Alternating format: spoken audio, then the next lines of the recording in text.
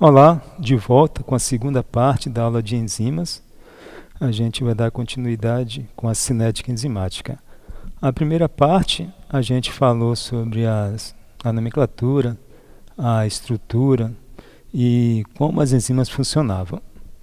A cinética enzimática ela é um pouquinho complicada, mas a gente vai primeiro entender por que os pesquisadores decidiram trabalhar com ela e eles viram o que faltavam, o que estava dando errado, como que eles podiam melhorar essa mensuração da velocidade das enzimas, das reações das enzimas. Então, a abordagem mais antiga para entender o mecanismo das enzimas e determinar a velocidade da reação e como ela se modifica em respostas às mudanças nos parâmetros experimentais, eles utilizaram um gráfico com a velocidade neste eixo e a concentração de substrato neste outro. E aí colocaram uma curva para medir a velocidade. Então, esta curva vai ser para verificar as reações enzima e substrato, a formação do complexo e aí a separação da enzima e a liberação dos seus produtos. Então, de qual forma as modificações, como que iam se comportar essa curva? E a curva que expressa a relação entre concentração de substrato e a velocidade tem a mesma forma geral para a maioria das enzimas. Então, isso aqui é uma forma de uma hipérbole retangular. Então, as enzimas aí da equação de Michaelis-Menten apresentam essa hipérbole retangular. Pode ser expressa algebricamente pela equação de Michaelis-Menten. Dois pesquisadores que fizeram esses estudos. A concentração do substrato influi na velocidade das reações catalisadas por enzimas. Os estudos dos efeitos da concentração do substrato, esse símbolo aqui, é complicado pelo fato do substrato ser convertido em produto. Em uma reação, a enzima apresenta duas formas. A não combinada, somente com a letra E, que é esta forma aqui, e na forma combinada, que está com o substrato, é o complexo, enzima e substrato. Esse S está sendo o substrato. Em baixa concentração de substrato, se tem pouco substrato, a maior parte da enzima está na forma não combinada. Ela está livre porque tem pouco substrato e ela não forma o complexo. Assim, a velocidade é proporcional à concentração de substrato. Se eu coloco mais substrato, maior a formação do complexo, entre mais substrato, maior a formação do complexo. E a formação do complexo é rápida na primeira parte, então consideramos a reação toda. Aqui a gente considera a primeira parte. Para a enzima se conectar ao substrato, isso é muito rápido e forma esse complexo. Agora, na segunda parte, para haver uma separação e a enzima liberar o produto, é mais demorado, porque tem aquelas ligações todas, tem as barreiras para serem enfrentadas. Então, a gente pode dividir a reação em duas partes. A primeira parte, uma reação rápida, está aqui, e a segunda parte, uma reação mais lenta. Uma abordagem que simplifica os experimentos é medir a velocidade inicial designada como VO enzimática. Eu falei que esse lado aqui vai ser para a velocidade e este outro aqui vai ser para a concentração de substrato. O gráfico aqui é o produto formado em relação ao tempo. Logo que a enzima é misturada com um grande excesso de substrato, a gente viu no slide anterior. O que acontece? Quanto mais substrato, mais interação. Então, a enzima vai se ligar rapidamente, a gente viu que é uma parte da reação que é rápida, a um período inicial, o estado pré-estacionário. Normalmente, esse período é muito curto para ser observado com facilidade. Então, tudo que fala aqui é o que a gente viu no slide anterior. Esta primeira parte é muito rápida, e o que está acontecendo aqui? O substrato está se conectando às enzimas, formando o complexo. A partir daqui, a gente já vê que a velocidade vai cair, então as enzimas vão se separar, liberando seus produtos. O estado inicial é uma fase pré-estacionária e é aquela fase rápida, também está escrito aqui. As reações catalisadas por enzimas de primeira ordem trabalham com um substrato e um Km. A gente já viu também no slide anterior. Aqui tem um Km. Aqui tem a velocidade.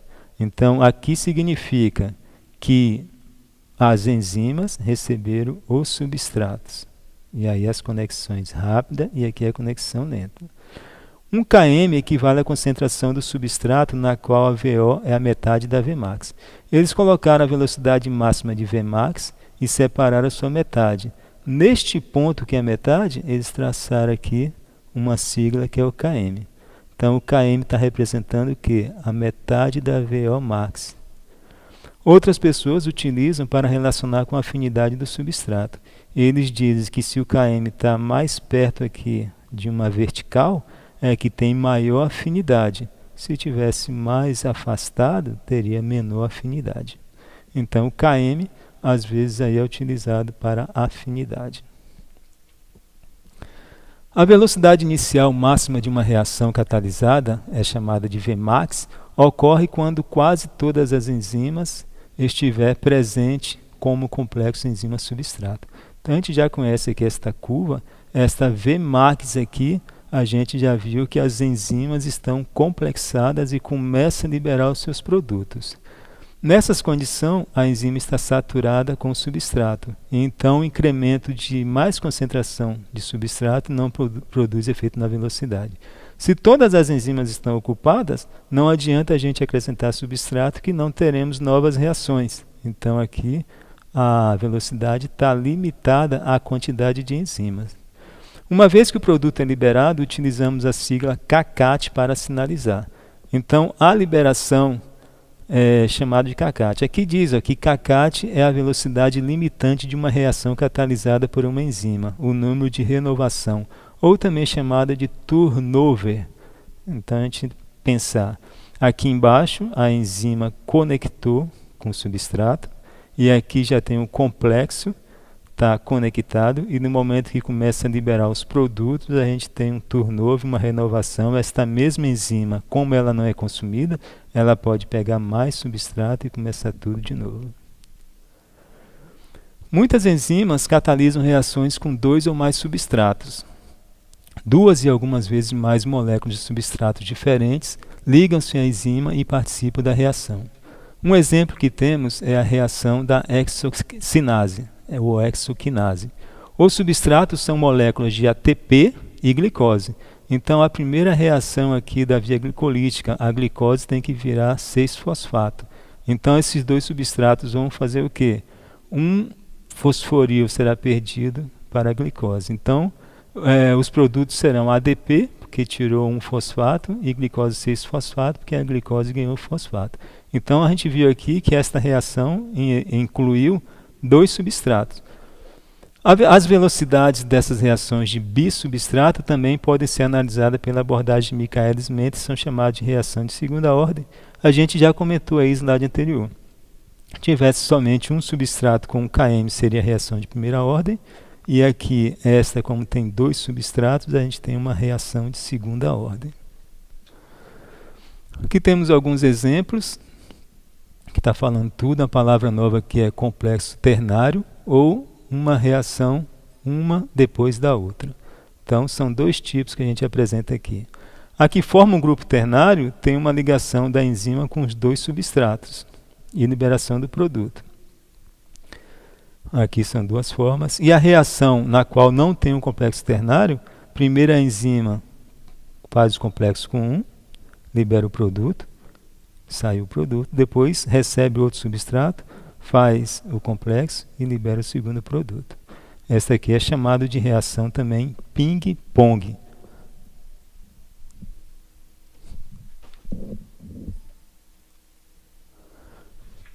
Mecanismo com mais de uma molécula, a gente tem aqui de novo A e B, reação enzimática envolvendo o grupo ternário.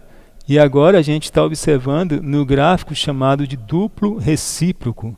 O pesquisador Lineuer Burke, ele viu que com este gráfico aqui é mais fácil observar as reações, e este gráfico é uma modificação daquela de Michaelis e Menten.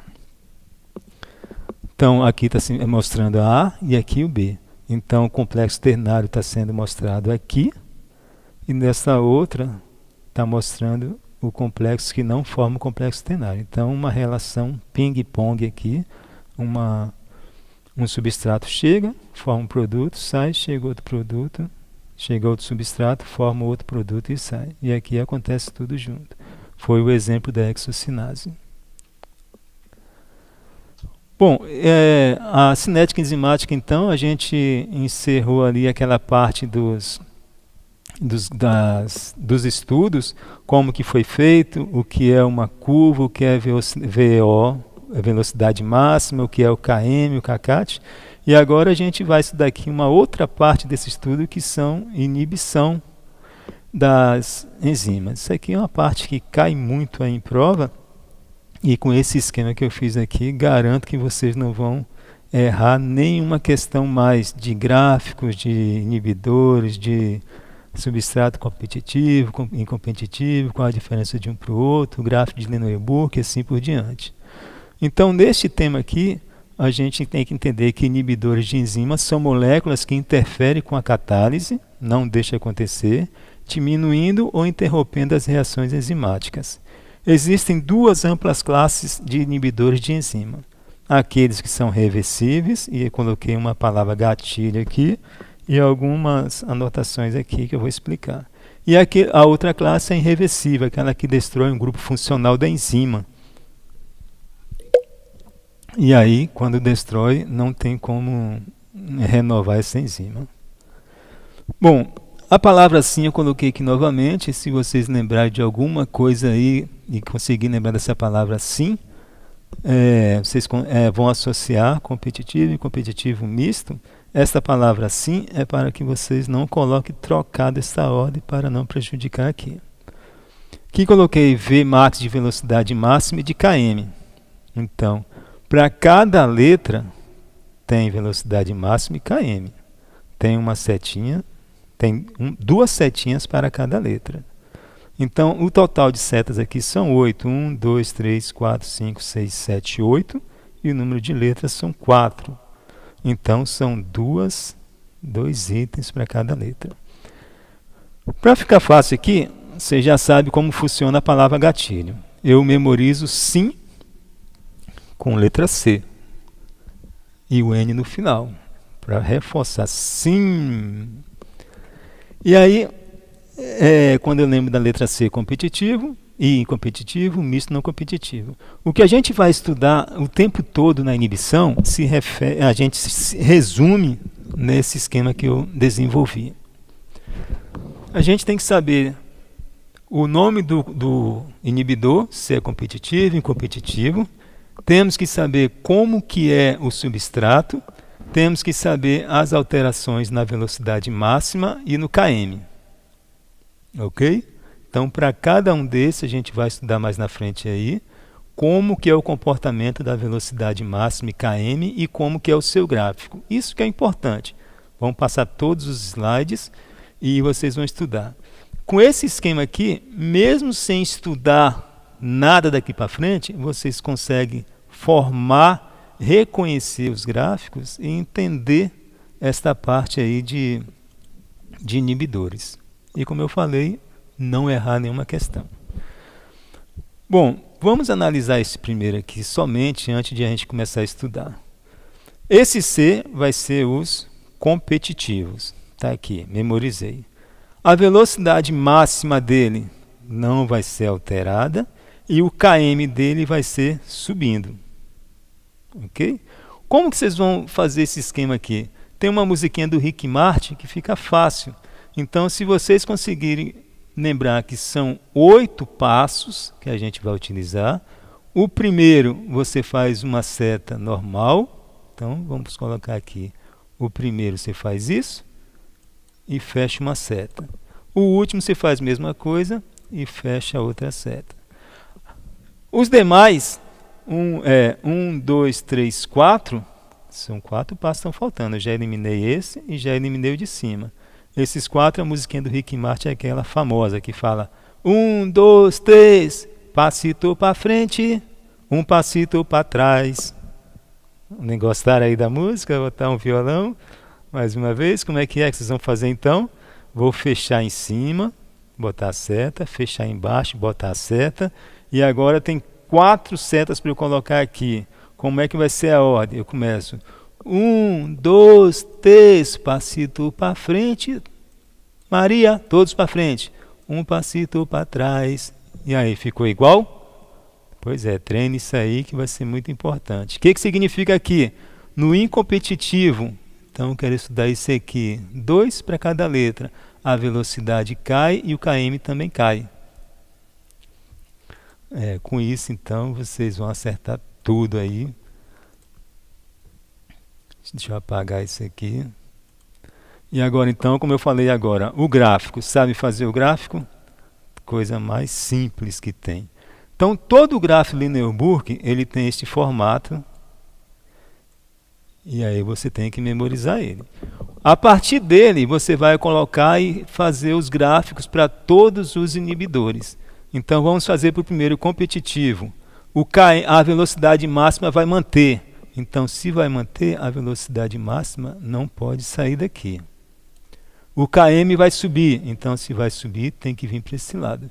Aqui vocês lembrarem que é o contrário. Aqui, quando eu estou para esse lado, eu estou descendo. E para aqui eu estou subindo. Todos Vmax, elas descem. Então, todos serão para esse lado. km subindo, qual vai ser o gráfico? Vou puxar a seta aqui. Aqui saiu errado, mas vocês lembrarem que não pode passar deste local. Bom, então, 2 retas, a velocidade não alterando. Fácil. Quer testar outro?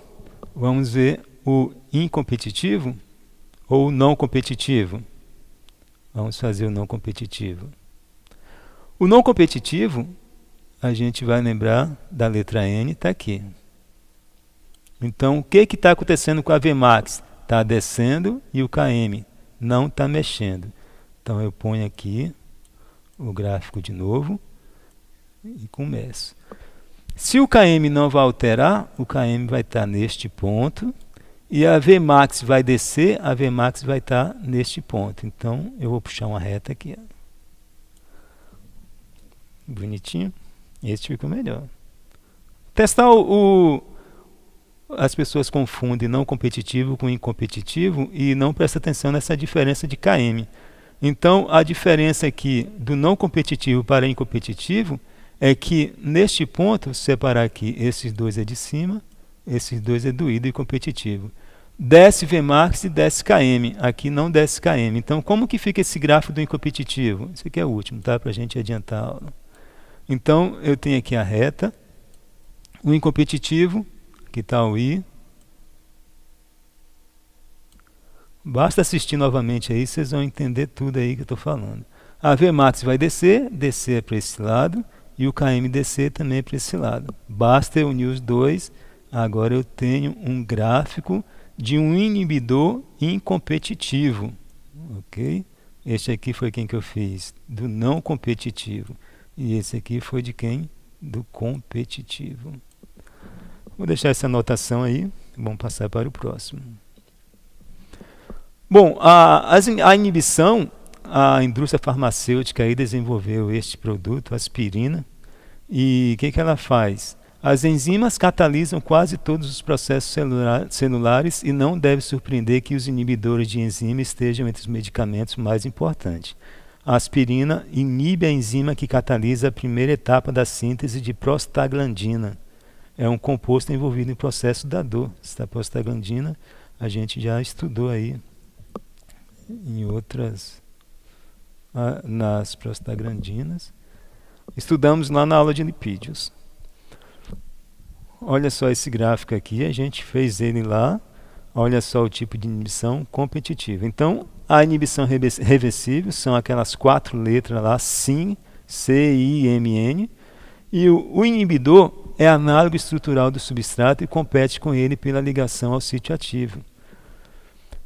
Com o aumento do substrato, ocorre a diminuição da inibição, caracterizando uma competição entre substrato e inibidor. Então, aqui tem um substrato e um inibidor. Observe que essa parte aqui são iguais dos dois e eles se competem. No momento o substrato pode entrar, o inibidor pode entrar.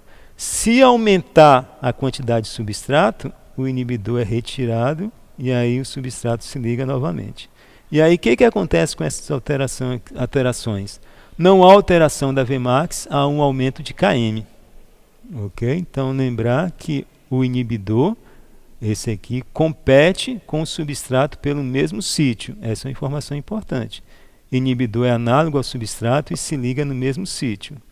A Vmax não altera e o Km aumenta. Digamos que o verde é aquela linha que a gente traçou e esses dois são a inibição.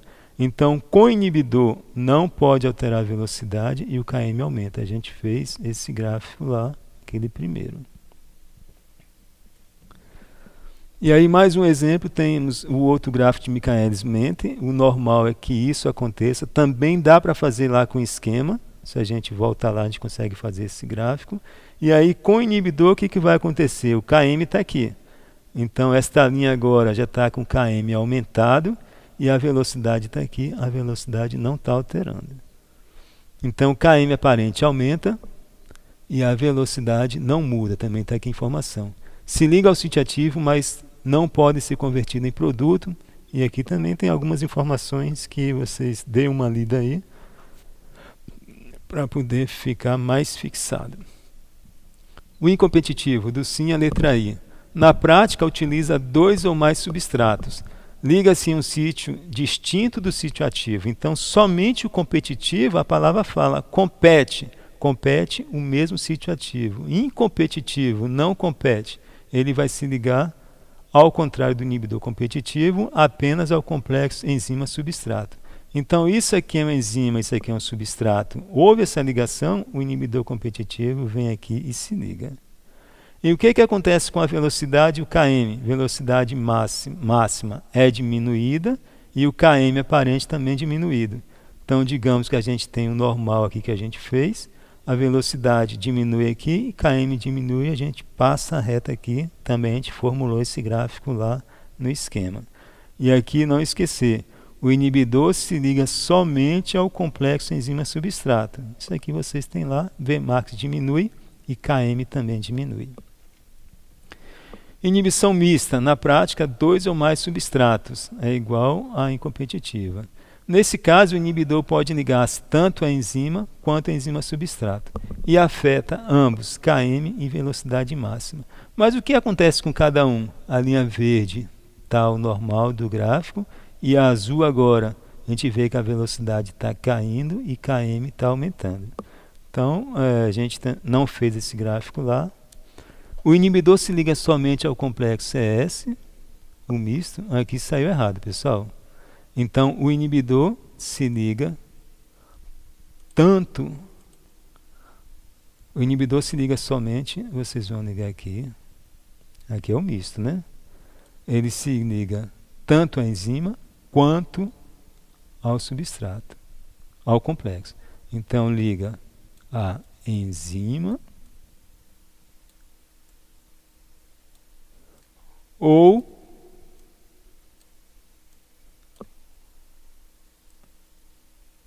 ao complexo. Ok? E aí o restante, então, tudo certo. Inibição não competitiva, raramente encontrada experimentalmente. Afeta Vmax, mas não afeta Km. E aqui, Vmax diminui, Km não altera. A gente também fez esse gráfico lá. O verde é o normal, o azul já é com inibição. Então, a Vmax está caindo e o Km está ficando aqui inalterado. No gráfico de Michaelis-Menten, a Vmax está aqui. A gente tem a Vmax descendo e o Km continuando no mesmo ponto. Agora a gente passa para os irreversíveis. Os inibidores irreversíveis ligam-se covalentemente ou destroem um grupo funcional da enzima essencial à atividade da enzima, ou então formam uma associação não covalente estável. Uma classe especial de inibidores irreversíveis é formada pelos inativadores suicidas. Esses compostos são relativamente não reativos até que se liguem ao sítio ativo de uma enzima específica. Então, resumindo aqui tudo, os irreversíveis, a enzima não tem volta. Se chegar um inibidor desse, destruir, acabou a enzima. Nós temos também as enzimas regulatórias que têm um comportamento diferente da cinética de Michaelis e Menten. No metabolismo celular, aquelas vias de cascatas, grupos de enzimas trabalham conjuntamente em vias sequenciais para realizar um determinado processo metabólico. o exemplo disso são as reações da degradação da glicose a lactato e também até a CO2 e a H2O. Ou reações da síntese de aminoácidos. Em todas essas reações aí tem várias enzimas e uma enzima transforma um substrato que é produto do outro e assim por diante. Nesses sistemas enzimáticos, o produto da reação de uma enzima é o substrato da enzima seguinte. Então temos as enzimas alostéricas, agem por meio de ligações reversíveis e não covalentes com compostos regulatórios denominados moduladores alostéricos ou efetores alostéricos. Isso aqui a gente vai entender melhor quando estiver estudando metabolismo, que vão entrar um modulador alostérico permite a cascata em uma direção, efetores alostéricos em outra direção. Geralmente são metabólitos pequenos ou cofatores. Outras enzimas são reguladas por modificações covalentes reversíveis. As enzimas alostéricas geralmente são maiores que as enzimas não alostéricas, possuindo duas ou mais unidades. Então aqui tem o modulador e o substrato. Então aqui não tem encaixe. No momento que o modulador encostou aqui e deu positividade, a conformação e aceitou o substrato. E aí pode formar o produto. Se fosse negativo, não teria a modulação. As propriedades cinéticas das enzimas alostéricas desviam-se do comportamento de Michaelis-Menten. As enzimas alostéricas apresentam relações entre VO e concentração de substratos diferentes daquelas da cinética de Michaelis-Menten. Elas apresentam saturações pelo substrato quando a concentração de substrato é suficientemente alta. Mas algumas das enzimas alostéricas apresentam um gráfico de VO versus a concentração de substrato, que produz uma curva de saturação do tipo sigmoide, em vez da curva de saturação hiperbólica. Então essa informação aqui é importante a gente lembrar que as enzimáticas, as enzimas regulatórias, as alostéricas, a curva é sigmoide, diferente daquela que a gente estudou na Michaelis-Menten, que são chamadas também de não regulatórias. E aí a gente tem o gráfico, esta do meio, a curva sigmoide, normal, um modulador positivo diminuindo Km e deixando mais afinidade aqui, então mais complexo sendo formado, e aqui o Km aumentando, a gente viu diminuindo a afinidade com outro modulador, o de inibição. Bom, e aí temos as nossas questões agora, para eu deixar para vocês. E as questões, elas são de provas retiradas da UFES, né, do concurso de vagas surgidas. Então a primeira questão que eu vou deixar aí é essa número 11, da prova de 2011. E também a de número 12.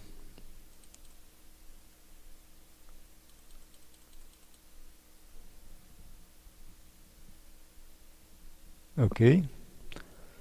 Da prova de 2012, eu vou deixar essa questão de número 13.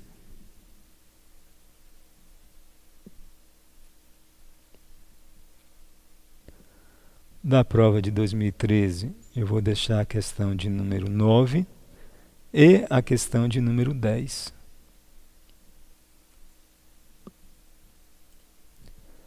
Em 2014, a questão de número 10.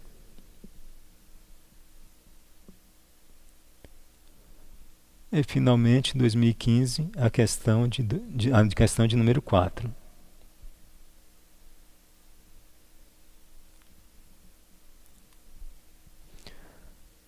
Bom, pessoal, então, a gente encerra a aula e vou publicar depois a aula de ácidos nucleicos, e aí eu dou o gabarito das questões de enzimas e ácidos nucleicos. Um abraço.